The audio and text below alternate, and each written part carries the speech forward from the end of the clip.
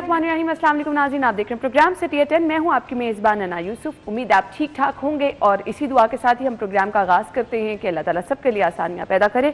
अभी मैं डिस्कस कर रही थी मौसम में कुछ डिफरेंट वाली तब्दीली देखने में आ रही है। नॉर्मली जनवरी का मौसम इस तरह से होता नहीं है, अच्छी खासी शदीद ठंड होती है। तो ये जो तब्दीली है हम ओवरऑल ही देख रहे हैं कि तब्दीली आ रही है मौसम के हवाले से। अभी फ़िलहाल आजकल तो लोग ये कह रहे हैं कि धूप, मैं तो कल भी कह रही थी धूप इंजॉय करें, क्योंकि मैं यहाँ से दफ्तर से जाने के बाद थोड़ा सा वक्त जो है वो धूप में लाजमी स्पेंड करती हूँ। मसमियाँ खाती हूँ, किन्नू खाती हूँ, इंजॉय करती हूँ। खैर वो सबको करना चाहिए, बट जो बाहर मुसलसल जाने वाले लोग हैं जिनकी ड्यूटीज़ आउटडोर होती हैं वो ये कहते हैं गर्मी वाला इम्पैक्ट आ रहा है। सो ये मौसम में कुछ डिफरेंट तब्दीली हमें देखने में आ रही है।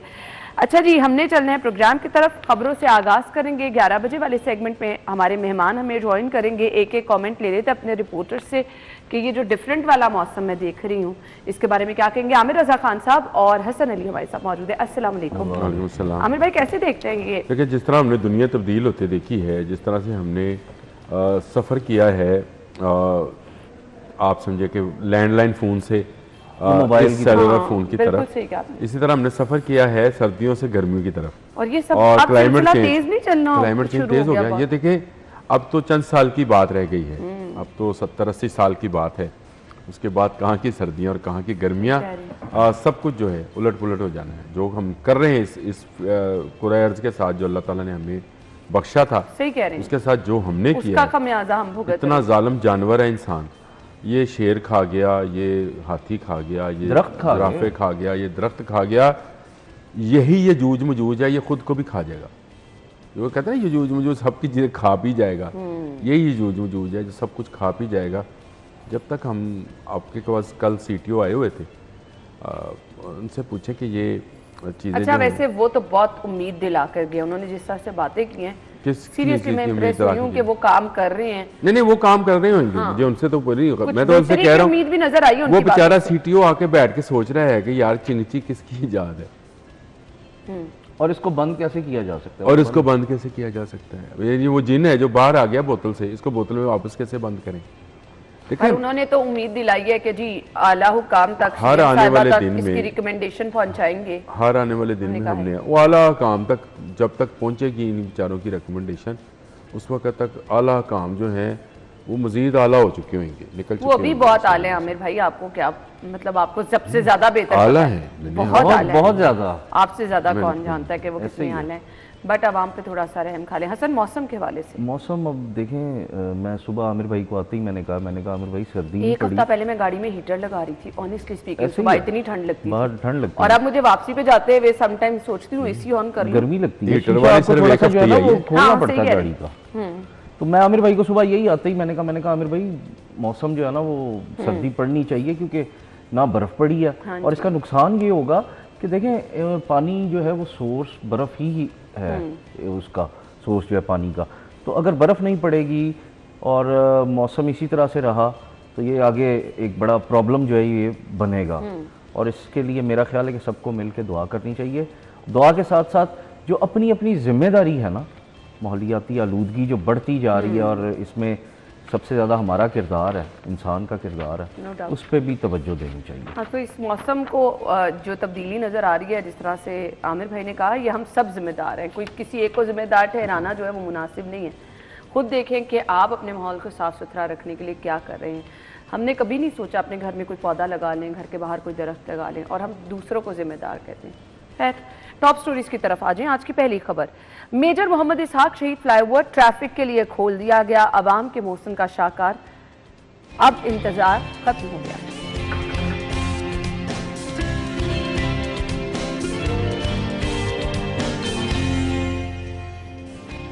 रिम मार्केट शहर से बाहर मुंतकिल होगी, दुकानदारों को अदायगी के लिए फंड्स तलब।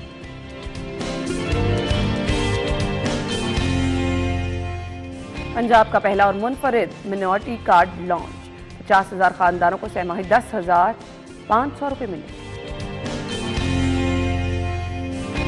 न्यू अस्पताल के इकलौती MRI और CT स्कैन मशीन खराब, मरीजों की मुश्किलात प्रोग्राम में डिस्कस करेंगे। आज की पहली खबर की तरफ आ रहे हैं। मेजर मोहम्मद इसहाक शहीद फ्लाईओवर ट्रैफिक के लिए खोल दिया गया। निगरान सेटअप में ये काम शुरू हुआ और अल्लाह अल्लाह करके भी कंप्लीट तो नहीं हुआ, लेकिन जो सबसे बड़ा मसला था, 1.5 साल से ऊपर का टाइम हो गया, सबसे बड़ा मसला फ्लाईओवर खोलने का था।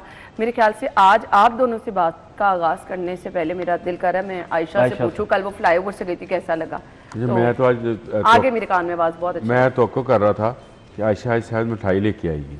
बनती थी, फ्लाईओवर खुल गया, बनती थी, जितना सर खाया इस फ्लाईओवर का नाम मेजर मोहम्मद इसहाक शहीद आयशा जो है गाजी के नाम पर होना चाहिए। गाजी है, इतने अरसे ये सरवाइव कर गई है वाल्टन रोड से गुजरते गुजरते। मैं एक दफा गया हूँ और अगली दफा मैंने तुराब शाह, मैं भी वहां से गुजरी, मैंने भी तौबा तौबा की। मैं गया हूँ तो मैंने वापसी पे तुराब शाह कहते हैं जी मैं वाल्टन से जाना है। मैंने कहा शाह जी ना जाए, हमारे जो हेड है, तो मैंने कहा शाह जी ना जाए। नहीं नहीं नहीं आमिर भाई बन गया हुआ वाल्टन रोड। अच्छा, अब उन्होंने लेफ्ट टर्न किया तो आगे देखा तो एक तरफ से बंद और एक तरफ से वन वे, एक तरफ से मट्टी मट्टी। वापस उन्होंने गाड़ी की और वापस हम फिर कैदरी से होते हुए वापस आए। तो आयशा रोज सफर करती रही है और मेरा ख्याल था कि आज ये कुछ मिठाई वगैरह भी किया, दोनों वाले, अंग्रेजी वाला भी और उर्दू वाला भी, कुछ मिठाई वगैरह लेके आएगी। बन गया है, मुबारकबाद है वाल्टन के रहने वालों को और डिफेंस जाने वालों को जो फिरोजपुर रोड से डिफेंस की तरफ जाएंगे। मैं कल दुरेन आया आप क्योंकि यहाँ पर ही मौजूद थे, तो मैं बड़ा दुरेन आपकी बातों से मुझे खुशी भी हुई क्योंकि हमारे ना रिवायत है कि पानी ढूंढ रहे होते हैं ना, कहाँ पे पानी, तो यहाँ वाल्टन वो एरिया था जहाँ पानी ढूंढने की जरूरत थी, फेवरेट जगह थी। हमारे रिपोर्टर वहाँ तो सबसे पहले मौजूद होते थे। तो दुरे ने आपने बताया कि वहाँ सीवरेज भी इतना अच्छा डल चुका है कि अब ये वाला मसला भी हल हो जाएगा। चलें कम से कम ये मैंने साबिक वज़ीर आला से कही थी बात, साबिक वज़ीर आला से मुलाकात हुई एक दफ़ा, तो मैंने उनसे कहा कि जी बहुत सारी निगरान साबिक वज़ीर आला, तो मैंने उनसे कहा कि बहुत सारी जो है खबरें आप हमारी ख़त्म करते चले जा रहे हैं। आपने पहले वाल्टन वाली खबर ख़त्म कर दी, हमारी रेगुलर खबर थी, और चिल्ड्रन अस्पताल के साथ आपकी वो पानी के जमा होता था वो ख़त्म कर दी। उसके बाद आपने कज़ाफ़ी स्टेडियम वाला काम शुरू कर लिया, वो ख़त्म करा देंगे। आपने अकबर चौक पे, हम हमेशा हमारा फेवरेट पॉइंट था कि ट्रैफिक का दबाव, तो हम कहते थे निकल यहाँ दफ्तर से जाके अकबर चौक खड़े होकर कर ला, ट्रैफिक ही ट्रैफिक होगी, ख़त्म हो गई। तो आगे खबरें ख़त्म करते चले गए। तो अब आप बताएं, जब आप हमसे कहेंगे खबर लाओ, कहाँ से लेके आएंगे? बिल्कुल सही कह रहे हैं। सो हसन कैसे देखते हैं? देखें, ये एक शुक्र है कि देर आए दुरुस्त है, मैं तो कहूँगा। चेक करें, हर बंदा शुक्र अदा कर रहा है, तो जो हर रोज जाते होंगे उन बेचारों की हालत उनकी क्या हालत होंगी? जाती हो गया, मैं तो एक का ही साथ था। हाँ सही बात है। हमारे दुकान जो आमिर भाई खाए जाते रोज सुबह आते ही आयशा का ये हमारे दिमाग पे सवार थी। लेकिन इसमें ये है कि देखें, कर दिया, इफ्तिताह भी हो गया, बन भी गया, लेकिन देर क्यों? इसकी भी तो अब कुछ ना कुछ इसका भी तो होना चाहिए। चलिए हसन ना पिछली बातें छोड़ दें, यहाँ तो रिवायत ये रही है ना, मसाइल भी तो कितने होते हैं। फिर देखें, फिर वही बात आ जाती है, निगरान वजीर आला जब काम कर सकते हैं तो मौजूदा वजीर आला क्यों नहीं कर सकती? पिछले कामों को बड़े अच्छे तरीके से कंटिन्यू किया, कंटिन्यू जरूर किया, लेकिन देर क्यों हुई? सबसे मेन चीज ये है। बड़ा अच्छा गाना है आजकल, शादियां का सीजन है ना, देर हुई आमिर भाई आजकल शादियां बहुत खा रहे हैं ना। शुक्र है फिर भी आ तो गए। मैं ये कह रही हूँ, आ तो गए। वो बारात जब भी आती है ना तो वीडियो फिल्म लगाए तो ये गाना लगा होता है, शुक्र हुई फिर भी आ तो गई, तो फिर भी आ गए। ये अच्छी बात है। एक शहर का एक मेन जो है वो मंसूबा था, मेन मंसूबा भी मेन था ना आमिर भाई, लाहौर को डिफेंस शहर के साथ जोड़ने, लाहौर शहर को डिफेंस शहर के साथ जोड़ने वाला ये एक मंसूबा था। और ये बड़ी अच्छी एक काविश थी निगरान वजीर आला की जब ये शुरू किया गया।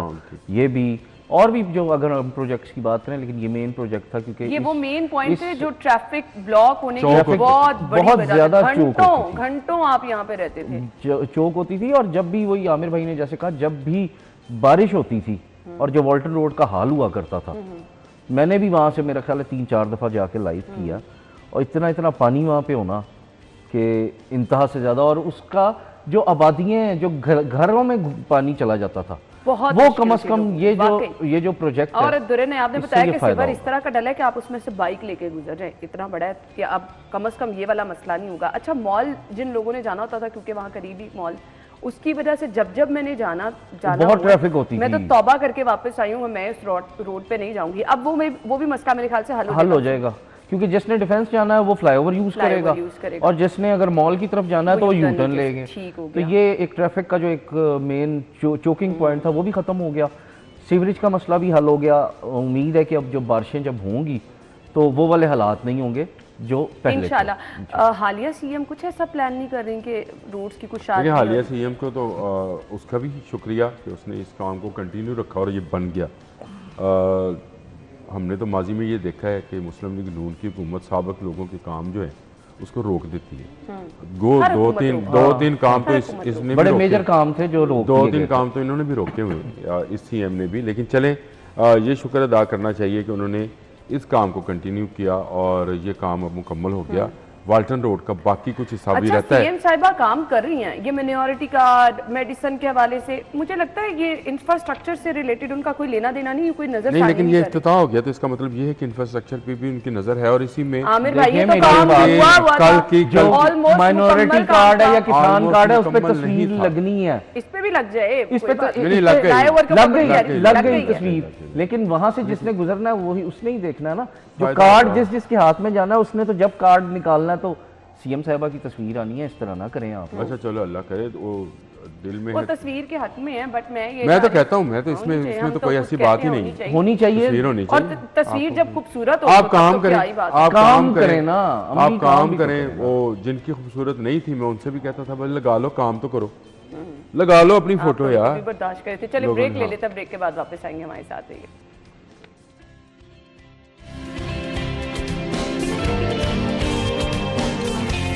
अच्छा जी, हम आ रहे हैं जी अपनी अगली खबर की तरफ। अगली खबर है पंजाब का पहला और मुनफरिद मिनॉरिटी कार्ड लॉन्च किया गया है। 50,000 खानदानों को सहमाही 10,500 रुपये मिलेंगे, यानी 3 माह बाद। हसन ऐसा ही है? ऐसे ही है सहमाही। ठीक है। और मुझे पता चला था जो पहले से लोग बेनज़ीर इनकम सपोर्ट प्रोग्राम में रजिस्टर्ड है उनको वो इससे मुस्तफिद नहीं हो सकेंगे। देखिए इसमें ये बेनज़ीर इनकम सपोर्ट प्रोग्राम जो है वो हर माह लोग जो है उसके पैसे लेते हैं और होना भी यही चाहिए कि जो उससे फ़ायदा उठा रहे हैं उनको एटलीस्ट इस चीज़ में शामिल ना करें, और जो बेनज़ीर इनकम सपोर्ट प्रोग्राम में शामिल नहीं है उन लोगों को इसमें शामिल किया जाए ताकि जिसको ज़रूरत है, जो ज़रूरतमंद है, वो कम अज़ कम इससे मुस्तफ़ीद हो सके। और ये मेरा ख्याल है कि ये वज़ीर आला का एक अच्छा इक़दाम है, क्योंकि माइनॉरिटीज़ को भी उतना ही हक है जितना बाकी सबको है। तो ये एक अच्छा इक़दाम है वज़ीर आला की तरफ से और इसको बढ़ाना चाहिए। बिल्कुल। इसको मेरा ये एक पॉइंट है कि ये बाकी जो सूबे हैं, जो बाकी सूबाई हुकूमतें हैं, उनको भी इस पे काम करना चाहिए और माइनॉरिटीज़ को ख़ास तौर पे तहफ़्फ़ुज़ तो फराहम करते ही हैं, हर मुमकिन कोशिश की जाती है, इस तरह की सहूलियात भी दें ताकि वो भी अपने आप को जो है वो हिस्सा हमारा जो है वो समझें। इज्जत की ज़िंदगी। आमिर भाई अच्छी बात है। मैं 50,000 से 75,000 कर रहे हैं, बढ़ा रहे हैं कार्ड्स की, और जिनको बेनज़ीर इनकम सपोर्ट प्रोग्राम से मिलता है उनको मिलता रहे। ये मिनॉरिटीज़ के लिए है, बड़ा ज़बरदस्त है। लेकिन इसको सहमाही से बजाय 2 माही में होना चाहिए, यानी 2 माह बाद मिलना चाहिए। मैं ये समझता हूँ 10,500 रुपया है, 3 माह में डिवाइड करें तो एक महीने का 3,000 रुपये बनता है। आज के दौर में जब आपके आने वाले हर दिन में महंगाई बढ़ती है, तो अगर आप इसको 2 माह पे कर देंगे तो मेरा ख्याल है गवर्नमेंट को इतना फ़र्क नहीं पड़ेगा। यानी आप 2 माह बाद कह रहे हैं 10,500 मिले, 2 माह बाद मिल जाए 10,500, और ये बहुत अच्छा हो जाएगा उनके लिए। और सबसे बड़ी बात यह है कि आप ATM कार्ड की तरह ये कार्ड आप ATM मशीन से पैसे निकाल सकते हैं।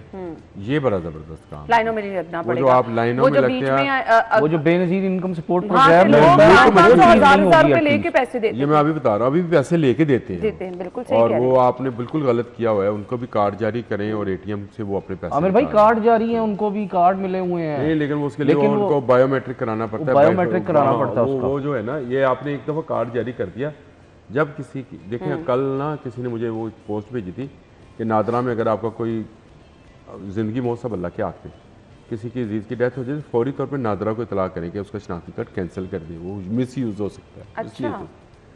ये भी मिस यूज़ ही है। और अगर आप रजिस्टर्ड हैं, आपके पास आपका बैंक अकाउंट होएगा, आपका बाकी चीज़ें होंगी, तभी आपको पैसे मिलेंगे ना, तो फौरी तौर पर उसको ब्लॉक किया जा सकता है ताकि मिस यूज़ ना हो।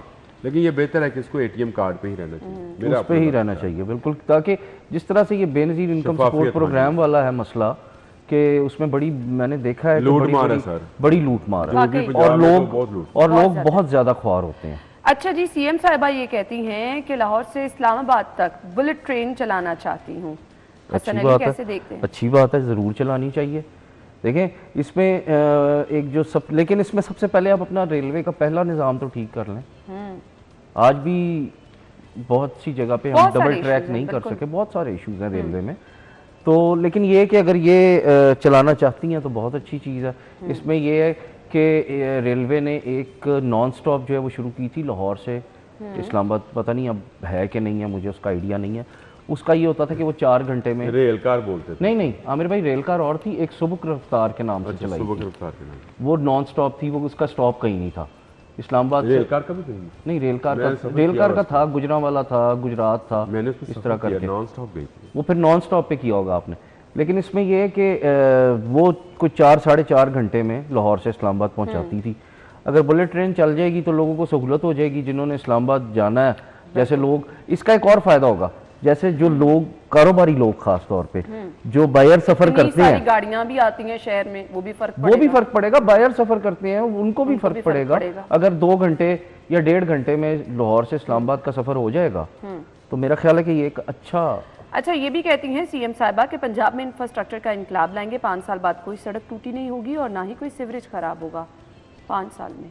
अच्छी बात है। पहले तो इस पे बुलेट ट्रेन पे बात करते हैं। ये पंजाब गवर्नमेंट के इनके अब्बा का ख्वाब है, आज का नहीं है, पुराना है। अच्छा। और वो बुलेट ट्रेन चलाना चाहते थे, बल्कि वो उसको जनूबी पंजाब से शुरू करके इस्लामाबाद तक, जहाँ तक हदूद है पंजाब की, पूरे पंजाब के अंदर वो एक ऐसी ट्रेन चलाना चाहते थे ताकि लोगों का सफ़र जो है वो जो 4 घंटे का 5 घंटे का वो कम होकर 2 घंटे। ये उनका ख्वाब, नवाज शरीफ का ख्वाब था जब वो वज़ीर आला थे। बट ये अभी बड़े स्लो चल रहा है। हमें तो ट्राम का सीएम साहब की तरजीह थी, वो भी नजर नहीं आ रही। वो तो फ्रॉड है, बहुत मुश्किल है, वो नहीं होगा। नहीं पर मुश्किल नहीं है, वो फ्रॉड है। उसको ये ना कहा करो मुश्किल है भाई, वो फ्रॉड है। बट वो सीएम साहिबा की तरजीहात ही आमिर भाई होगा ब्यूरोक्रेसी की वजह से होगी, वरना आता है वो इस तरह के ड्रामेबाजी करते हैं। दूसरा, इसका पाकिस्तान रेलवे से कोई तल्लक नहीं होगा।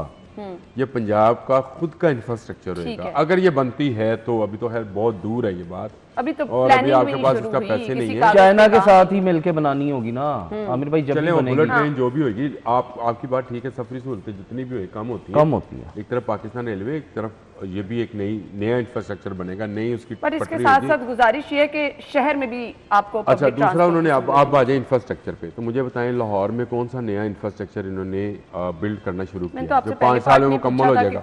इस तरफ आपकी निगरान वज़ीर आला ने ये आज हमने सुबह पहली खबर इसी पे मोहम्मद इसहाक शहीद पे किया, निगरान वज़ीर आला ने शुरू किया था तो आपने खत्म कर लिया। मैंने इसका आपको शुक्रिया अदा किया। बंद रोड का आप शुरू करें, आप शुरू नहीं, बंद रोड तो वो मुकम्मल करके गए थे, उसकी साइड लाइन्स नहीं बनी हुई थी, बाकी वो मुकम्मल था। चल इफ्तिताह चले, ये थी तो उन्होंने कर दिया। मैं ये कहता हूँ कि आप आज कोई इंफ्रास्ट्रक्चर शुरू करने का नाम तो ले, ठीक है, आपका बहुत अच्छा प्लानिंग काम है, करके गई निगरान हुकूमत, उसी को कंटिन्यू करें। फायदा तो आपकी आवाम को पहुंचना है, फायदा तो नहीं, आपकी जय-जयकार होनी है। बिल्कुल वही कह रही हूँ ना, वोटर आपका अभी भी आप जब बच्चों को दे रही है तो जय माता दी आवाज़ आ रही है। बच्ची ने पढ़ी ना, उसने कहा सारे। और मैं 100% श्योर कह सकती हूँ कि आप भी सीएम साहिबा की बड़ी दाद करेंगे अगर आपके इलाके में। जाहिर बात है, मैं जय माता की नहीं करूंगा। नहीं, तो जरूर मेरी एक बात का काम है, वो कहीं जय माता। नहीं, मैं वो आपको कम कह रही हूँ, मैं तो आपको ये कह रही हूँ कि आप ये जरूर जय माता भी तारीफी लफ्ज़ है। अच्छा, हाँ जी, आप करें फिर आमिर भाई जय माता। वो अपने अंदाज में तारीफ कर लेंगे। अगर आपके खाड़क नाले का मसला हल हो जाए, अगर आपका क्रीम ब्लॉक वाला मसला हल हो जाए तो फिर हम जरूर। अच्छा, ये जो उन्होंने कहा रोड्स इंफ्रास्ट्रक्चर, आवाम के मसाइल है ना, रोड्स टूटी हुई नहीं रहेंगी, तो इसका तो मैं विटनेस हूँ कि लाहौर में बहुत सारी रोड्स पे बहुत सारा काम हो, पैच वर्क हो रहा है, वो जो मुरम्मत ही है ना जी, मुरम्मत ही है, जैसे ही है मुरम्मत हो रही है ना जी रोड्स की।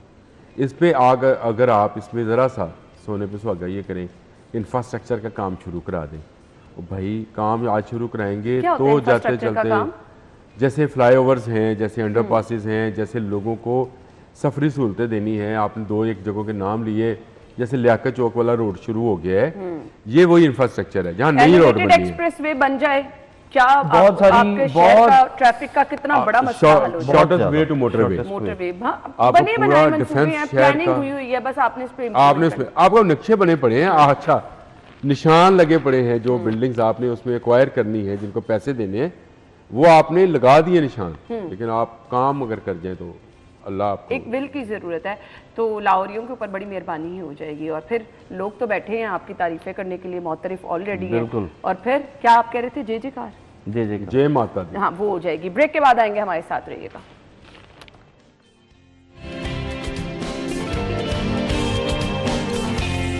एक बार फिर से खुश आमदीद कहेंगे। खबर यह है कि दुकानदारों को अदायगी के लिए फंड्स तलब किए गए हैं। रिम मार्केट शहर से बाहर मुंतकिल करने की प्लानिंग कर ली गई है। ये रिम मार्केट बदामी बाग के पास है। अच्छा, पहले तो आप हसन अली साहब से पूछ लें, क्योंकि बहुत सारा एहतजाज हो रहा है कि हसन अली बोल नहीं रहा। अच्छा, तो ये एहतजाज तो खत्म हो कम से कम। एहतजाज कहाँ हो रहा है आबिर भाई? लेता हूँ एहतजाज कहाँ हो रहा है? मैं रिम मार्केट पे भी बात कर लेता हूँ। कौन सा एहतजाज हो रहा है? नहीं, हो रहा है एक ग्रुप के अंदर जो है एहतजाज वो कहता लोगों ने आमिर भाई के खिलाफ जो है ना कर रहे हैं, वो ऊ वाला एहतजाज हो रहा है जो आजकल पंजाब में भी चल रहा है। आप बात करते मैं आप करें आमिर भाई। ये देखें, पहली बात तो ये है कि ये कब्जा था, इनको मुआवजा किस चीज़ का देने। ये बेगम शाही मस्जिद जो है, और बेगम शाही मस्जिद जी, ये शहनशाह अकबर की वालदा के नाम पर है। शाहजहां, उसका नाम था मरियम ज़मानी, उसके नाम पर ये मस्जिद इसलिए बनाई गई थी, जब किला बन रहा था, किले का इस तरफ वाला गेट बन रहा था जो अली पार्क की तरफ जाता है, तो लोगों के नमाज पढ़ने के लिए ये मस्जिद तमीर की गई। ये लाहौर की कदीम तरीन मसाजिद में से एक मस्जिद है, जिसकी पूरी दीवार पे ना सिर्फ बाहर रिम मार्केट, अंदर जूतों की दुकानें, मस्जिद की जगहों पर जूतों की दुकानें बनी हुई हैं।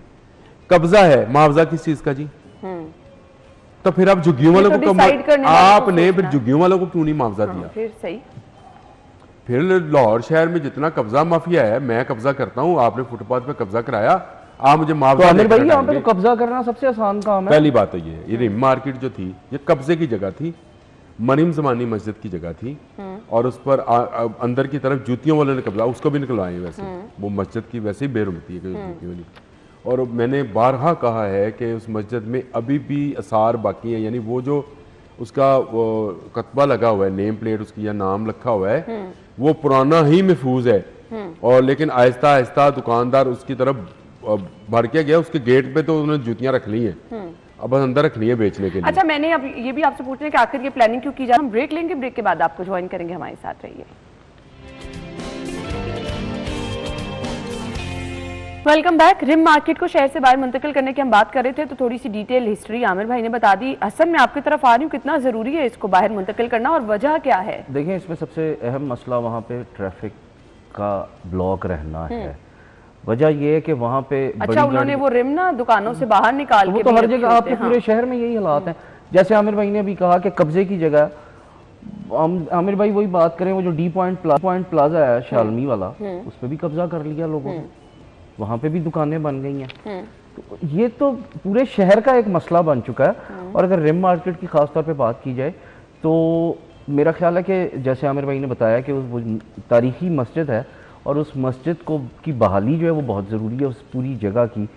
तो इस वजह से इस मार्केट को शहर से बाहर मुंतकिल होना चाहिए। इसकी रिस्पॉन्सिबल वॉल सिटी आमिर भाई जिला इंतजामिया के अंडर आती है ये? नहीं, ये जिला इंतजामिया के पास है, डीसी साहब हैं इसके। अच्छा। अभी तक तो इसके निगरान वो हैं, लेकिन जब ये रिम मार्केट मुंतकिल हो जाएगी बाहर, तो फिर ये वॉल सिटी अथॉरिटी के हवाले कर दिया जाएगा। अभी भी उन्हीं की अपील पर किया गया, क्योंकि इन्होंने ये कहना कि वॉल सिटी ने प्लान बना लिया है, वो उसकी बहाली के लिए बनाया ना, क्योंकि उसकी जो दीवार है, जो बिरूनी दीवार है, कहाँ पे करना है इसको? रिम मार्केट अगर खत्म कर देते हैं तो उस जगह को क्या उन्होंने उसकी असल हालत में बरकरार करेंगे ना उसको? देखिए, ये वो गेट है जो आम लोगों को शाही किले के इस गेट का पता नहीं पता, बहुत सारे लोगों को नहीं, मुझे नहीं पता आमिर भाई। और एक बात दूसरी, जब ये शहर इतना नहीं फैला था तो रिम मार्केट यहाँ बनती थी, क्योंकि यहाँ पे सामने लारी अड्डा था, अपने बचपन से ट्रक और बसें और ये सारे टायर्स यहाँ पे, और बड़ी व्हीकल्स जो हैं उनका, अब बड़ी व्हीकल वहाँ पे चलना नामुमकिन हो चुका है। आप ग्रेटर इकबाल पार्क के नाम पे वो सारा किला और सारा एक कॉरिडोर एक जगह पे बना दिया है, तो मेरा कम्प्लेक्स बना दिया उसको। तो मेरा ख्याल है कि ये भी बड़ी अच्छी बात है। बहुत तारीखी मस्जिद है लाहौर की, और भी हैं तारीखी मस्जिद, उनको भी बहाल करें, लेकिन ये बहाली हो रही है, मुझे खुशी है। सही, अगली खबर पे आ जाएंगे। म्यू हॉस्पिटल से खबर ये है कि इकलौती एमआरआई और सीटी स्कैन मशीन खराब पड़ी है। जाहिर चौधरी साहब बारहा ऐसी खबरें शेयर कर रहे हैं। अभी हमने पिछले दिनों खबर आपसे डिस्कस की थी कि 3 बड़े टीचिंग हॉस्पिटल हैं जहां पर अद्वियात नहीं है। सो कौन पुरसाने हाल है इसका? हसन, एमआरआई और सीटी स्कैन मशीन महंगे तरीन टेस्ट हैं, गरीब अफोर्ड नहीं कर सकता, सरकार ये सहूलत मुहैया करता है। और यहाँ से हमें पता ये चलता है सरकारी अस्पतालों से जब भी कभी कोई सीटी स्कैन या MRI कराने जाता है, सबसे पहले तो महीनों टाइम दिया जाता है। वो एक लंबी क्यू का इंतजार करने के बाद जब आपको ये पता चलता है ना कि आज मशीन खराब हो गई है, तो फिर देखें ना, ये बड़ी बदकिस्मती है कि हम हर तरह से कोशिश करते हैं कि लोगों को कम से कम ये चीज़ें जो है ये फराहम की जाएँ हुकूमत की जानिब से। अब ये सिटी स्कैन मशीन पता नहीं कितने दिन से ख़राब है, कितने लोग इससे जो है वो मुतासिर हो रहे होंगे। और ये भी सुन लें कि अकलौती मशीन इसका अल्टरनेट इतना बड़ा हॉस्पिटल है, इतना बड़ा म्यू हॉस्पिटल है, वहाँ पे एक एक्स्ट्रा मशीन नहीं लग सकती। आपके अपने सारी अयाशियाँ करना और बाकी सब कुछ करना वो जायज़ है। जहाँ पे एक आम आदमी की सहूलत की बात आ जाती है, वहाँ पे इनके पास पैसे ख़त्म हो जाते हैं। और यही होता आ रहा है ना, कभी हम खबर दे रहे होते हैं कि जी अद्वियात नहीं है सरकारी हॉस्पिटल्स में, कभी कोई खबर दे रहे होते हैं। तो मेरा ख्याल है कि इसमें देखें, ख्वाजा इमरान नज़ीर और ख्वाजा जो सलमान रफ़ीक हैं, वो दोनों बहुत मुतहरिक वज़ीर हैं और इसमें उनकी स्पेशलिटी भी है। तो मेरा ख्याल है कि कम से कम उनको इस चीज़ पे को देखना चाहिए और जितने सरकारी हॉस्पिटल्स हैं वहाँ पे अल्टरनेट के तौर पे कम से कम 2 मशीनें इस तरह की MRI की या सिटी स्कैन जो है वो लाजमी इंस्टॉल होनी चाहिए, ताकि आम आदमी जो गरीब आदमी है जो बाहर से टेस्ट नहीं करा सकता, और फ़र्ज़ करें बात फिर वही आ जाती है, कोई दूर दराज से अगर आया हुआ है और सिटी स्कैन नहीं हो रहा है, वो बेचारा कहाँ ख्वार होगा? कहाँ जाएगा? बिल्कुल ऐसे ही है। अब दूसरे हॉस्पिटल्स में भी अगर रेफर किया जाता है ना मरीजों को, लेट्स सपोज, तो वहाँ पर भी महीनों आपको टाइम दिया जाता है। बर्डन ही इतना भाई इसने हल बता दिया है कि आप 2 मशीनें खरीदें, एक मशीन काम करे, एक ये असल में हमारी मैन्युफैक्चरिंग है नहीं, बाहर से मंगवानी पड़ती हैं, इसको बाहर ही भिजवाना पड़ेगा। इन मशीनों की केयर उस तरह नहीं की जाती है, मेंटेनेंस उस तरह नहीं की जाती है, बर्डन इतना, लोड इतना। इस खबर के अंदर है कि कई सालों से ये खराब है, ये कोई चंद माह की बात नहीं है, कई सालों से खराब है, क्योंकि आपके पास पुर्जे नहीं आ रहे होंगे, टेक्नीशियंस नहीं होंगे, तो आपको एक अल्टरनेट मशीनें लेनी चाहिए। आप इधर उधर जो पैसा खर्चिए, बिल्कुल ठीक कह रहे हैं हसन भाई कि अगर आप जो हैं गाड़ियाँ नहीं खरीद रहे हैं सेक्रेटरीज के लिए और मिनिस्टर्स के लिए और उनके लिए, इससे बेहतर नहीं है कि आप ये मशीनें खरीदें। सही बात है। मुझे मसनूई बारिश वाले जहाज़ का मैंने क्या करना है, जो आप कह रहे हैं कि अब अपना खरीदेंगे, उस बुलेट ट्रेन का मैंने क्या करना है कि मेरे बंदे की जान जो बचाई ना जा सके, तो ये पैसा इस पर लगाएं। मेरा ख्याल है ये मकबूलियत हासिल करने का सबसे आसान हल है। आप अच्छी तिब्बी सहूलियात फराहम करें, बस अच्छी सफरी सहूलियात फराहम करें, आपकी तस्वीर ना भी लगी हुई आज नहीं लगा लें आमिर भाई, तस्वीर आज भी गुजरते हुए मैं पता क्या कहता हूँ, ये बेटा हम शेरपाव ब्रिज से गुजरे, ये भुट्टो दौर में बना था, ये अकबर चौक फ्लाईओवर से गुजरे हैं, ये मोहसिन नकवी के दौर में बना था। बिल्कुल ये दौर का नाम लेते हैं हम, बिल्कुल आप याद, ये जेल रोड वाला अंडरपास है, ये नवाज शरीफ ने बनवाया था, ये गुलजार अंडरपास है, ये बेनजीर के दौर। बच्चों को हम अपने आने वाली नस्लों को बताते हैं ये किसने इंफ्रास्ट्रक्चर बनाया था। अगर आप आज हॉस्पिटल ठीक कर देंगी, आज आप लाहौर में इंफ्रास्ट्रक्चर बना देंगी, पंजाब में बना देंगी, लोग आपको आपके नाम से याद करेंगे कि इसने बनाया। इसके लिए जरूरत इस अमर की है कि सीएम साहिबा से दरख्वास्त है एक दफा जाके सिर्फ अस्पताल का दौरा तो करें। ये मशीन खराब नहीं, आपको 10,000 में का वो रेड कारपेट मिलेगा उनको, वो तो छोड़ दें। देखिए जब तक सरप्राइज विजिट नहीं होगा ना, निगरान वजीर आला ने किए थे ना, वज़रा की ड्यूटी लगी थी। असल में ना वो अपने प्लान्स खुद तय करते थे, यहाँ पे ये प्लानिंग ब्यूरोक्रेसी करती है कि सीएम को नेक्स्ट स्टेप कहाँ लेना है, जाना कहाँ है नेक्स्ट। सीएम किस लिए खुद करें ना प्लानिंग, क्यों नहीं करती खुद प्लानिंग? खुद प्लानिंग करके सरप्राइज विजिट करें, सारा कुछ सामने आ जाएगा। लोगों की प्लानिंग पे ना चले, वही ना, प्लीज ये ब्यूरोक्रेसी की प्लानिंग पे ना चले। वो आपको सब अच्छा की रिपोर्ट दे दी जाती है और फिर हालात जो हैं वो इतने बुरे होते चले जा रहे हैं कि गरीब बेचारा जो है वो उसके लिए कहीं पे सुनवाई नहीं है। अच्छा जी, अगली खबर की तरफ आ जाते हैं। सब्जाजार का इलाका है जहाँ से खबर ये है कि जी झुग्गियाँ और तजावुजात इनका खात्मा किया गया है। वक्तन फ़वक्तन शहर में हम मुख्तलिफ जगहों पर देख रहे हैं तजावुजात के खिलाफ ऑपरेशन चल रहा है।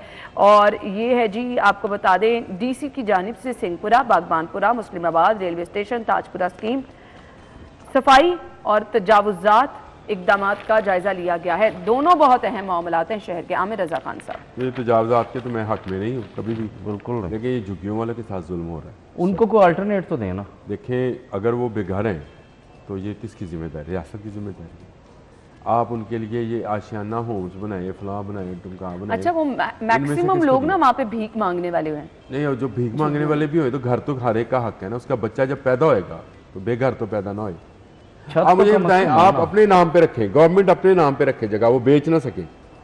अगर आप उनके नाम पे देंगे, ना दें। जिस तरह से आपने सुपर शाला मार्केट छाबरी वालों को दे दी, उन्होंने दुकानें सारी बेच दी, उनके नाम पे ना दें, उनको रखें कि आपने यहाँ पे रहना है जब तक आप रहना चाहें, जब तक आपको अपना घर ना मिले। लेकिन इस तरह इस सर्दी के मौसम में रात के वक्त जब आप गिराते हैं झुकियाँ, मुझे तो भाई तरस आता है, सच्ची बात, सीधी बात है। मेरे दिल को कुछ होता है, मुझे अपने बच्चे नजर आते हैं, मुझे लगता है कि जैसे मेरा किसी ने घर गिरा दिया। आप उनको अल्टरनेट देते, घर देते। आप मुझे याद है कि निगरान सीएम फिर नाम आ गया, रायविंड रोड पे घर बनाए थे, तो और भी घर बन सकते थे, और भी लोगों को, गरीबों को घर, छोटे छोटे एक एक कमरे का घर दे दें, बहुत कुछ हो सकता। तो आज 10-15 मंजिलों की हुई तो ये सारी झोंपड़ियां उधर चली जानी थी, बनाते फिर खाली करा लेते अपने करोड़ों अरबों रुपए के प्लॉट। अब इसका ऑल्टरनेट प्लान अगर आप कह रहे हैं तो वो लाजमी कोई होना चाहिए, बट शहर में तो तजावुजात के खिलाफ ऑपरेशन चल रहे हैं, हसन उसको कैसे देखते हैं?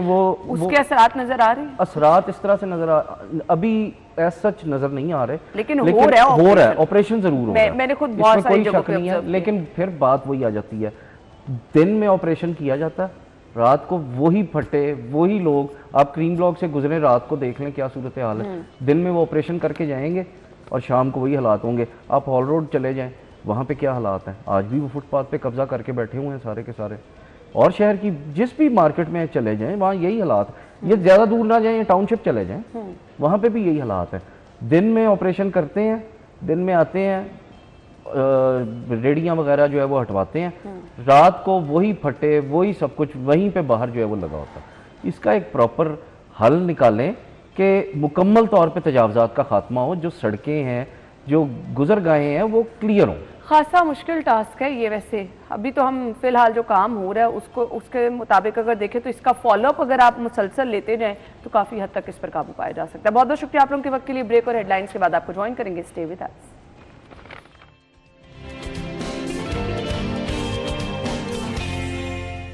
स्टूडियो में आपको खुश आमदीद कहेंगे। नाज़रीन, बारहा हम इस तरह के टॉपिक सिलेक्ट कर रहे हैं और सिर्फ इसका मकसद यही है कि नौजवान इससे फ़ायदा उठा सके। वो नौजवान जो कि तालीम हासिल कर चुके हैं, परेशान हैं कि किस तरह से अपना कारोबार करें, परेशान हैं कि जॉब नहीं मिल रही, तो अब तो आपके लिए इतनी सारी आसानियाँ टेक्नोलॉजी ने पैदा कर दी हैं कि बस आपने एक ट्रैक पकड़ना है, उस ट्रैक पर चलना सीखना है और फिर चलते ही चले जाएंगे तो आपके लिए बहुत सारी राहें खुद ब खुद खुलती चली जाएंगी।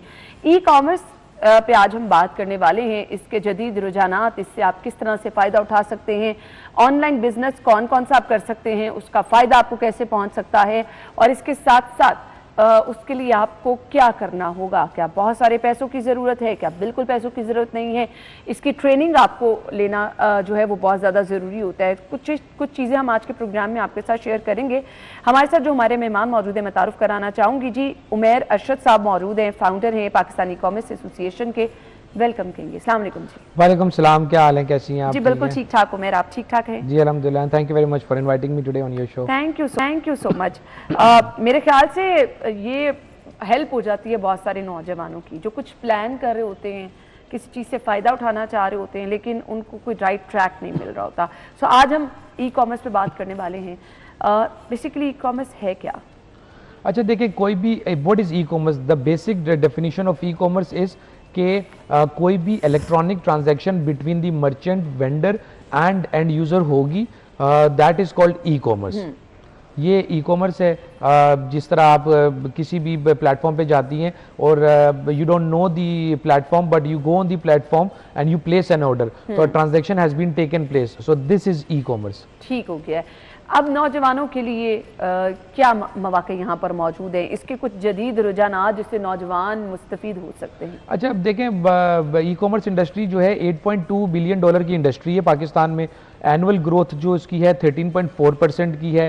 टोटल हमारे पास पाकिस्तान के अंदर 36,000 वेबसाइट्स हैं, जिसमें से मेजर शेयर होल्डर जो है वो शॉपिफाई है। अब इसमें नौजवान के लिए फ़ायदा ये है कि जब एक इंडस्ट्री इतनी ग्रो कर रही है और इंडस्ट्री में इतना बूम है और there is an inflation going on in our country as well, तो हर बंदा आईटी और ई कॉमर्स के साथ इवॉल्व हो जाए, उसके लिए उन्हें स्किल्स चाहिए।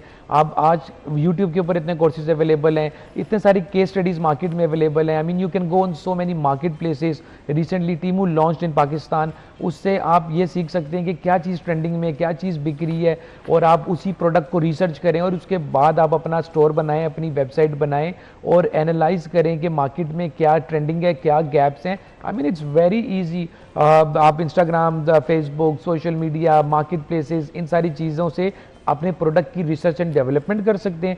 प्रोडक्ट इंट्रोड्यूस करें, उसके बाद मार्केट को एनालाइज करें कि किस प्राइस ब्रैकेट में। For instance I will tell you, being an e commerce expert in Pakistan में अगर आपने कोई भी अपना ई कॉमर्स का प्रोडक्ट या ब्रांड लॉन्च करना है तो आप उसको लॉन्च करें मैसेज वॉल्यूम के लिए। 110 मिलियन इंटरनेट यूजर्स हैं, 76 मिलियन सोशल मीडिया यूजर्स हैं, जिसमें से 50 मिलियन फेसबुक के यूजर्स हैं। अब अगर आप 1000 से लेकर 3000 रुपए के प्रोडक्ट के इस ब्रैकेट के अंदर कोई प्रोडक्ट इंट्रोड्यूस करते हैं तो that more likely you will be introducing an product for message volume.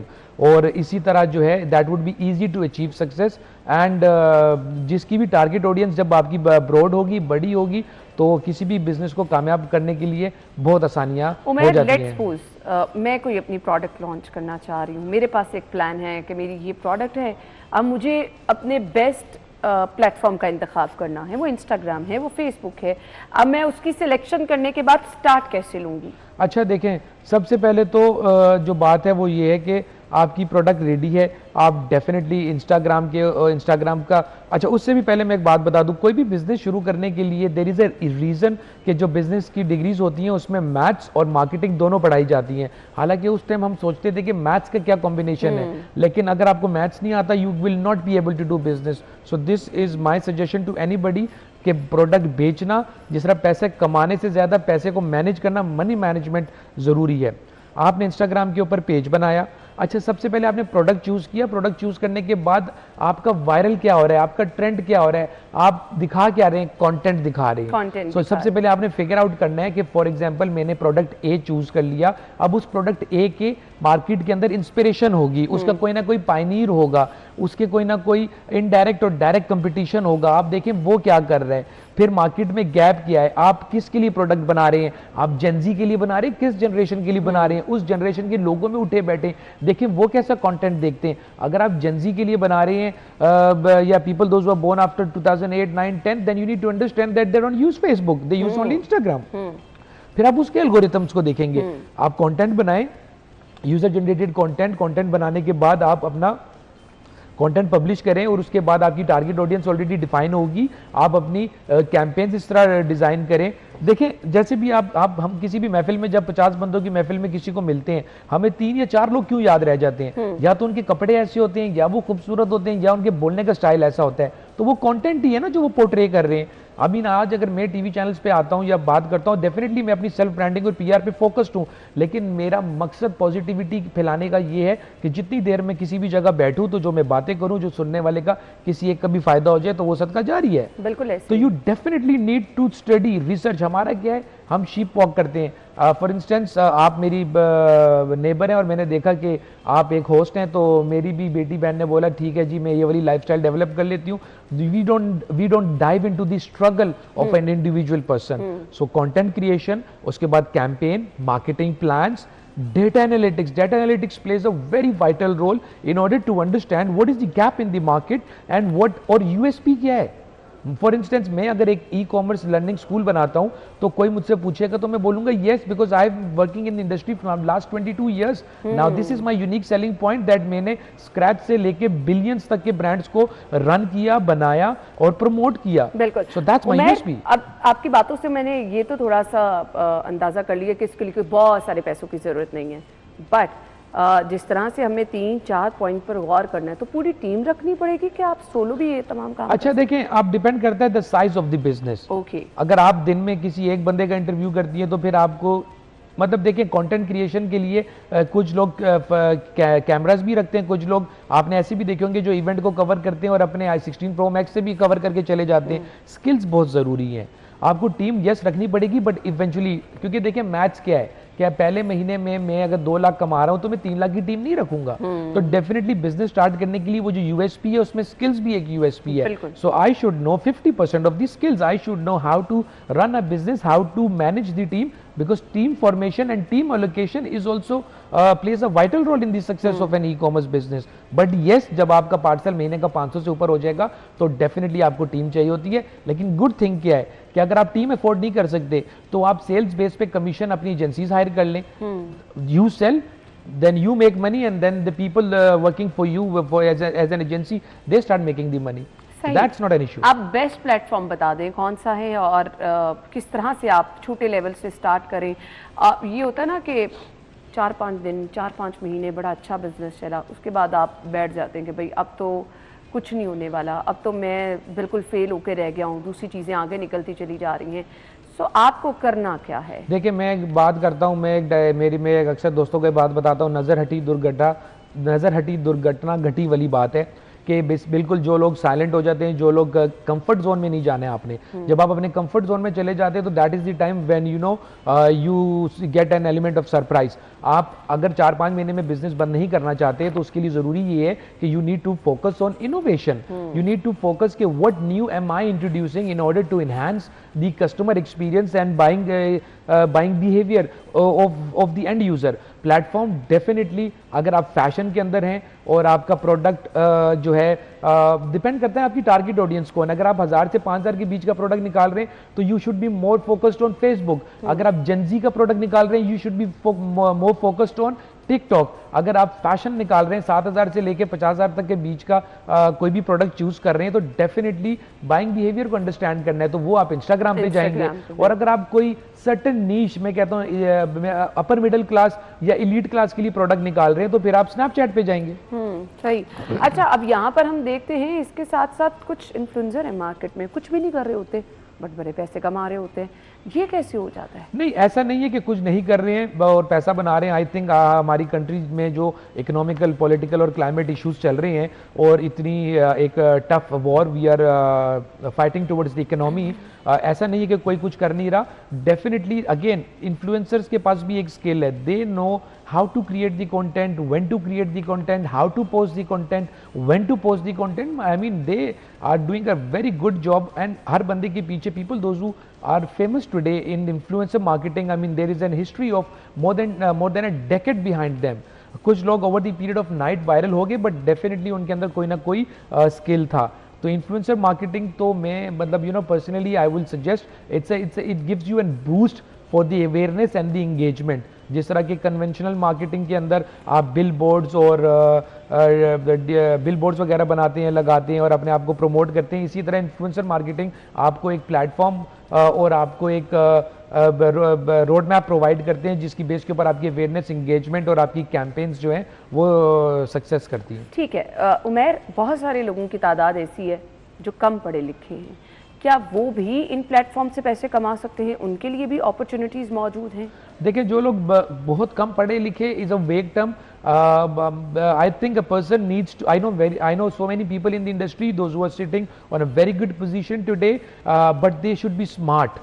आप देखें, मैंने ऐसे लोग देखे जो कि बड़ी बड़ी यूनिवर्सिटी से पढ़ के निकले हुए and they are working in organisations, maybe you know so many people are working with me, under me और with me, they are doing donkey work. आपको स्मार्ट वर्क करना है, you need to make yourself unique, separate from other people. हाँ, जो बहुत कम पढ़े लिखे हैं डेफिनेटली उनके लिए भी जगह है, लेकिन then they can not become entrepreneurs because in order to become an entrepreneur you should know marketing, you should know maths, you should know accounting.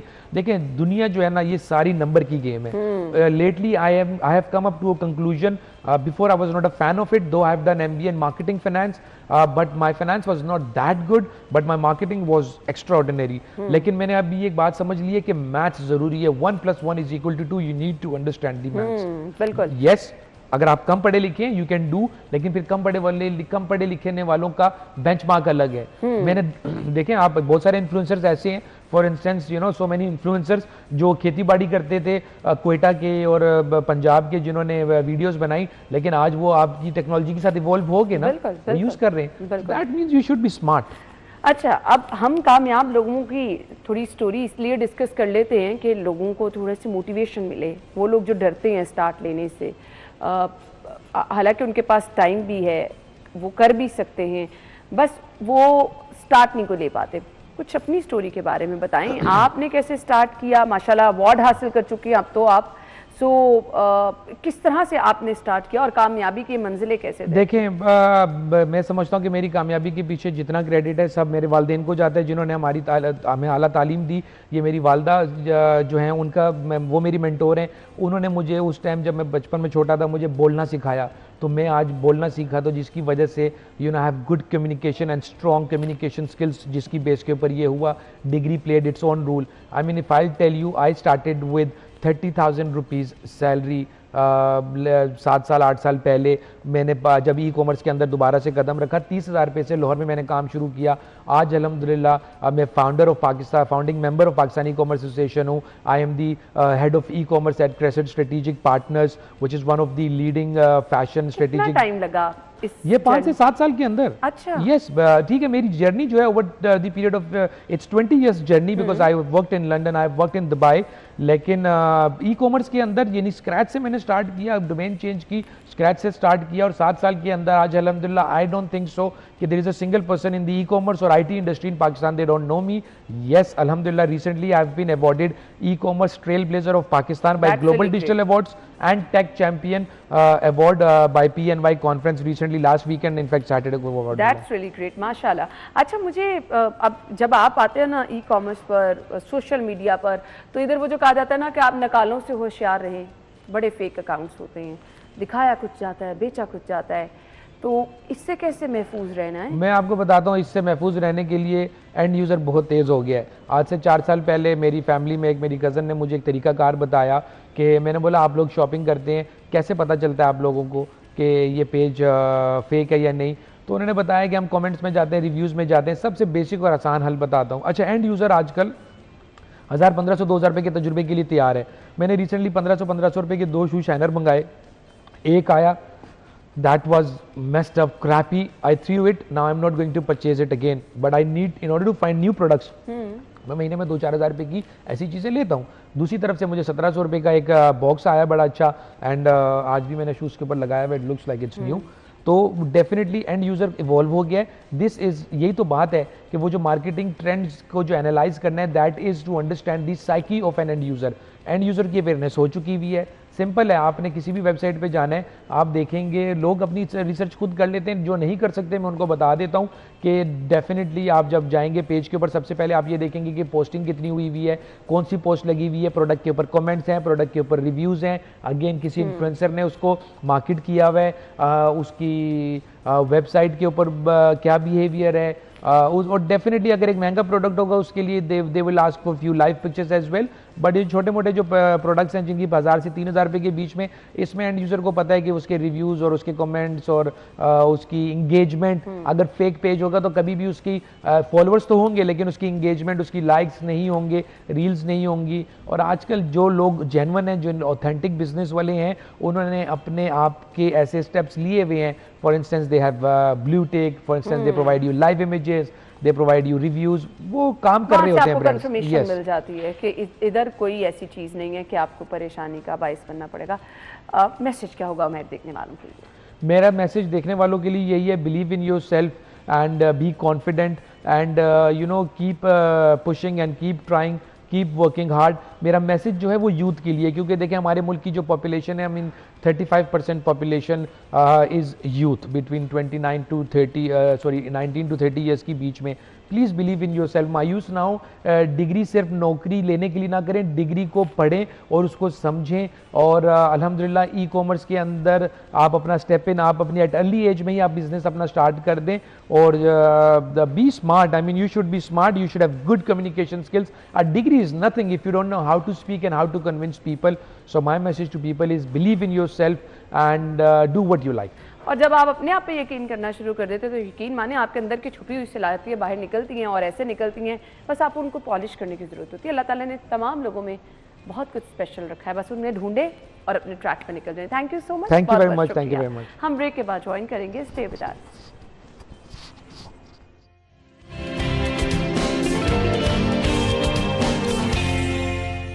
Programme में आपको एक बार फिर से खुश आमदीद कहेंगे और प्रोग्राम के सिलसिले में जी हम आपको बताने वाले हैं कि 26 जनवरी से 28 जनवरी तक 10वें पाकिस्तान मेगा लेदर शो का इनेकाद किया जा रहा है एक्सपो सेंटर में। तो इसकी कामयाबी का अंदाज़ा हम यहाँ से ही लगा सकते हैं कि ये 10वां लेदर शो है जो कि अब होने जा रहा है। इसके इनेकाद का मकसद क्या है और नौजवानों के लिए इसमें अपॉर्चुनिटीज़ क्या क्या हैं, किस तरह का इसका फीडबैक मिलता है, इस पर हम बात करने के लिए हमारे मेहमान मौजूद हैं जी। आगा सैयदैन साहब हमारे साथ हैं, मार्केटिंग डायरेक्टर और कन्वीनियर हैं 10th Pakistan mega leather show के। अपने प्रोग्राम में वेलकम करेंगे। अस्सलाम वालेकुम। अस्सलाम वालेकुम जी। बहुत बहुत शुक्रिया आपके वक्त के लिए। एक्सपो सेंटर में इस मेगा लेदर शो का इनेकाद होने जा रहा है और 10वां ये है, तो इसकी कामयाबी का अंदाज़ा हम लगा सकते हैं। मकसद क्या है इसके इनेकाद का? असल में गुजारिश मैं करूँ आपसे, ये 10th नहीं है, मे बी ये 50वां है, 51वां अच्छा। है, लेकिन ये पहले कराची में होता था। कराची में जब लॉ एंड ऑर्डर की पोजीशन ख़राब हुई तो हमने थोड़ा सा उसको गैप दिया उस वक्त। फिर हमने सोचा कि इसको लाहौर में स्टार्ट करना चाहिए, वरना हम रीजनल कंट्री से पीछे रहेंगे। बांग्लादेश भी करता है, इंडिया भी करता है, इंडोनेशिया भी करता है, वियतनाम भी करता है, तो पाकिस्तान जो लीड करता है लेदर की क्वालिटी में वो पीछे रह जाए, क्योंकि क्वालिटी में Pakistan after Italy is number 2 eight global level. आपको हमारे एक्सपोर्ट फिगर्स से तो पता लगेगा शायद ये सही नहीं है। एक्सपोर्ट्स हमारी ड्रॉप इसलिए नहीं हुई, ये इशू था क्वालिटी का या किसी और चीज़ का, वो हमारी गवर्नमेंट पॉलिसीज़ की वजह से कुछ ऐसा हुआ। इलेक्ट्रिसिटी महंगी है, गैस महंगी है, इस किस्म की बहुत सारी चीज़ें हैं, लेबर पे वो ट्रेनिंग नहीं है, एजुकेशन नहीं, लिटरेसी रेट लो है, उन चीज़ों ने हमें हर्ट किया, वरना हम अभी भी क्वालिटी में नंबर 2 है आफ्टर इटालियंस। सो मुझे ये बता दें कि एक्सपो में आप इसका इनेकाद करने जा रहे हैं, इसके अहम फीचर्स क्या क्या होंगे? 26 से 28 जनवरी तक होगा। कौन कौन से इसके अहम सेगमेंट्स हैं जो हम यहाँ पर डिस्कस कर सकते हैं जिससे लोगों में बड़ी अट्रैक्शन हो सकती है? जी देखिए, हमारा लेदर सेक्टर जो है ये मुश्तमिल है finish leather, leather garments, leather footwear, leather gloves and leather goods. पिछले चंद सालों से लेदर ग्लव्स तेज़ी से ऊपर आया। रीज़न उसकी ये हुई, जब अमेरिका ने कुछ टैरिफ रिस्ट्रिक्शंस लगाई चाइना पर, वो सारा बिजनेस माशाल्लाह पाकिस्तान आ गया।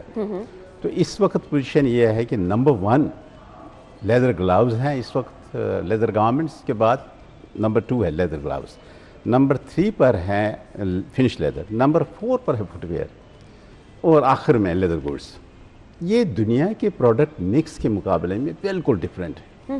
वर्ल्ड में फुटवेयर इज 65%, ठीक है, इन पाकिस्तान इट इज़ जस्ट 17%।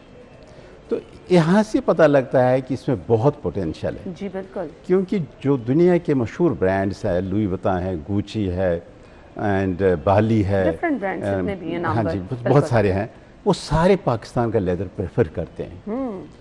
अगर यहाँ पर जॉइंट वेंचर्स लगाए जाते तो हम लोग बहुत जल्दी ग्रो करते और बहुत ऊपर चले जाते। बड़ी ज़बरदस्त सजेशन। लेकिन बदकिस्मती से यही हुआ है कि लॉ एंड ऑर्डर की पोजीशन कहीं ना कहीं कंट्री में ख़राब रहती, कभी बलूचिस्तान में है, कभी सरहद में है, कभी इधर है।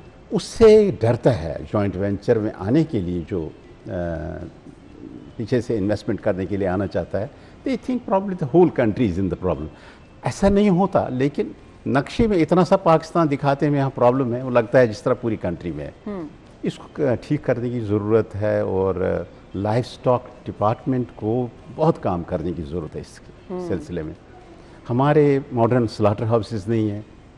Chickens and hides are one of the best at global level. यहाँ आपको मैं बताऊँ कि नीली रावी और कुंडी 2 ब्रीड्स हैं आपकी बफलो की, जो बफलो कांग्रेस में कहा गया these are the best breeds on earth. अच्छा। और जुल्फ़िकार अली भुट्टो ने कोई 100 बफलो चाइना को गिफ्ट किया था।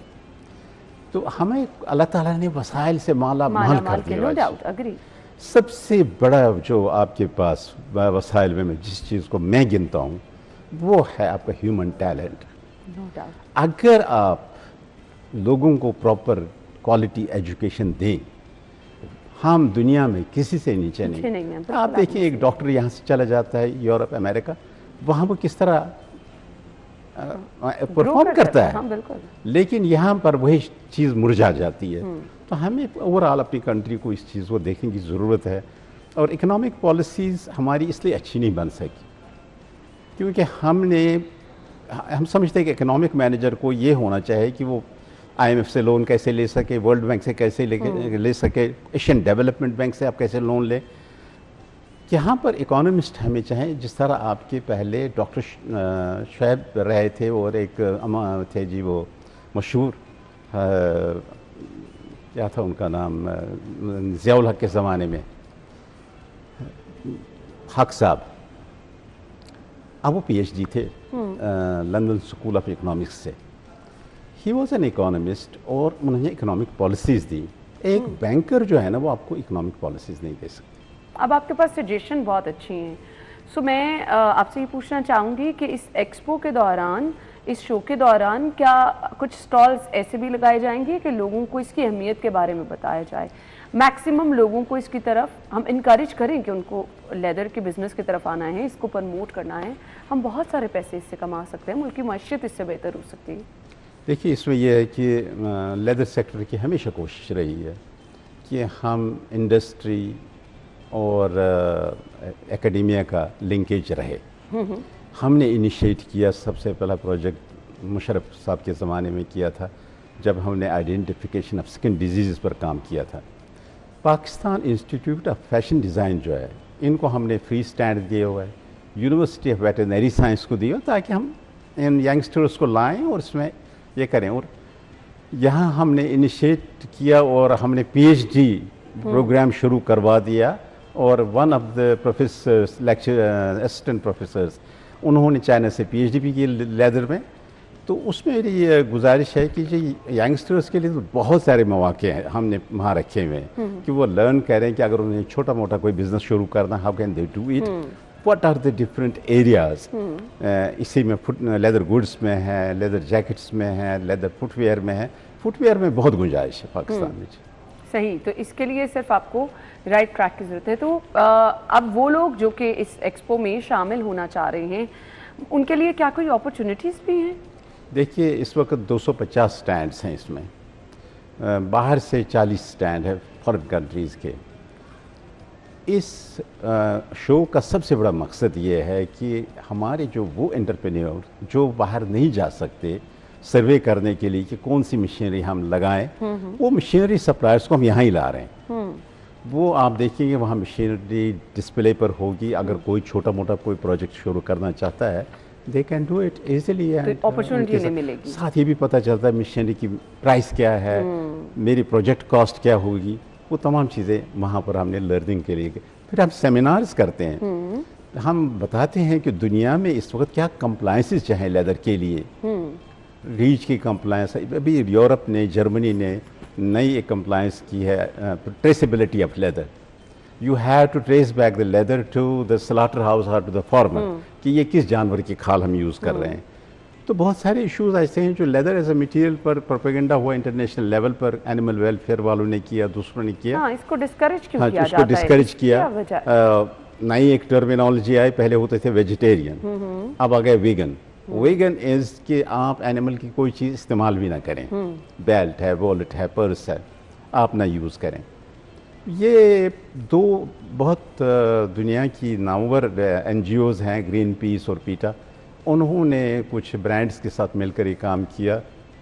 असल में leather in supply chain is difficult to handle. तो जब उन ब्रांड्स को, नाइकी है, अदिदास है, मुझे ये बताएं कि गवर्नमेंट कितना सपोर्ट कर रही है लेदर इंडस्ट्री को? गवर्नमेंट जी इस वक्त भी ये लेदर शो उन्हीं की वजह से पॉसिबल हुआ, क्योंकि अब बिज़नेस पिछले चंद सालों में कुछ इन्हतात का शिकार था। तो कोई 15 मिलियन की सपोर्ट दी है उन्होंने। और ये जो फैसिलिटी है एक्सपो सेंटर की, इट्स एन एक्सीलेंट। अगर आप इर्द गिर्द में देखें, बांग्लादेश में देखें, इंडिया में देखें, तो इसके बराबर की फैसिलिटी नहीं है। बिल्कुल। चलें जी, that's really great and good luck. Thank you so much, आपके वक्त का बहुत शुक्रिया। हम ब्रेक के बाद नाज़रीन आपको ज्वाइन करेंगे, हमारे साथ ही रहिएगा।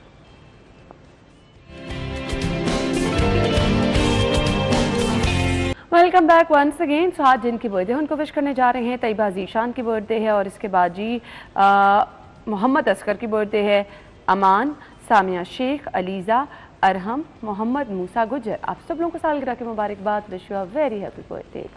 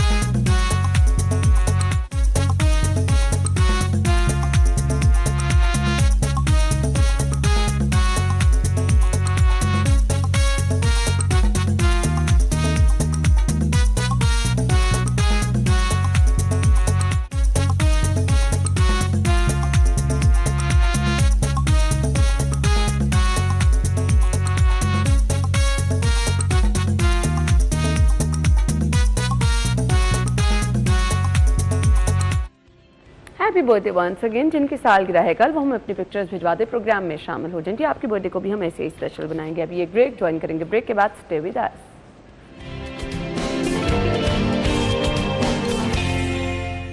Welcome back once again. आपको एक बार फिर से खुशामदीद कहेंगे। सेगमेंट्स का सिलसिला हम शुरू करने वाले हैं जी, और सेगमेंट में सबसे पहले आपको बताएंगे आज के भाव।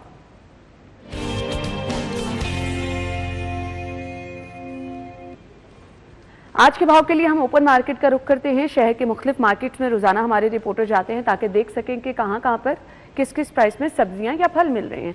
तो आज हमारी रिपोर्टर फातिमा ओपन मार्केट में मौजूद है, उनकी तरफ चलेंगे। Over to you. सब्जियां जो है वो ज़ायद दामों में फ़रोख्त होने का सिलसिला जारी है। मनमानी कीमतों पे गिरां फ़रोख्त जो है वो फ़रोख्त कर रहे हैं सब्जियां, जिस पर सार्फिन खासे परेशान है और शहरियों के गिले शिकवे बढ़ते चले जा रहे हैं दिन ब दिन। आज की रेट लिस्ट क्या है और क्या फ़र्क आ रहा है, दुकानदार कितनी कीमतों में फ़रोख्त कर रहे हैं, उससे आपसे शेयर करते चलें। तो आलू दर्जा अव्वल 60 रुपये मुकर्रर किया गया, लेकिन बाजार में 120 रुपये में फ़रोख्त किया जा रहा है। जबकि प्याज दर्जा अव्वल 90 रुपये मुकर्रर किया गया, लेकिन 170 में फ़रोख्त किया जा रहा है। टमाटर की सरकारी कीमत 60 रुपये फ़ी किलो है, लेकिन मुकर्रर करदा दामों से साइड दाम में फ़रोख्त करते हुए 200 रुपये में फ़रोख्त किया जा रहा है और 220 में भी फ़रोख्त किया जा रहा है। टमाटर की कीमत में कमी देखी गई थी क्योंकि गुज़िश्ता रोज़ 190 तक पहुंच गया था, लेकिन आज जो है 60 रुपये फ़ी किलो मुकर्रर किया गया, लेकिन उसके बावजूद जायद दाम में फ़रोख्त किया जा रहा है। अदरक की सरकारी नफनामे में कीमत 335 है, लेकिन मुकर्रर जो बाज़ार में है वो 440 है। लहसुन 554 की बजाय 700 रुपये में फ़रोख्त किया जा रहा है। मटर की सरकारी कीमत 70 रुपये फ़ी किलो है, लेकिन ओपन मार्केट में 205 तक फ़रोख्त की जा रही है। शिमला मिर्च 120 की बजाय 310 में फ़रोख्त किया जा रहा है, जबकि बैंगन 50 की बजाय 90 रुपये में फ़रोख्त किया जा रहा है। घिया कद्दू 55 की बजाय 190, सब्ज़ मिर्च तक 100 की बजाय 220 और कहीं 300 तक फ़रोख्त किया जा रही है, क्योंकि सब्ज़ मिर्च जो है वो हर सब्ज़ी में इस्तेमाल होने वाली बड़ी ख़ास सब्ज़ी होती है, उसके दाम भी आसमान से बातें कर रहे हैं। शहरियों का कहना था कि एक ज़माना था कि जो सब्ज़ मिर्च थी वो ऐसे ही दे दी जाती थी बाकी। चलें जी, थैंक यू सो मच। सो हमें क्लोजिंग का कहा जा रहा है, लेकिन कल जिनकी बर्थडे है वो हमें पिक्चर्स भिजवा दें और अपना नाम भिजवा दें। प्रोग्राम में आप भी शामिल हो सकेंगे, आपकी बर्थडे को भी हम स्पेशल बनाएंगे। कल मुलाकात होगी सेम टाइम पर, तब तक के लिए इजाज़त दीजिए, अपना ख्याल रखिएगा। अल्लाह हाफ़िज़।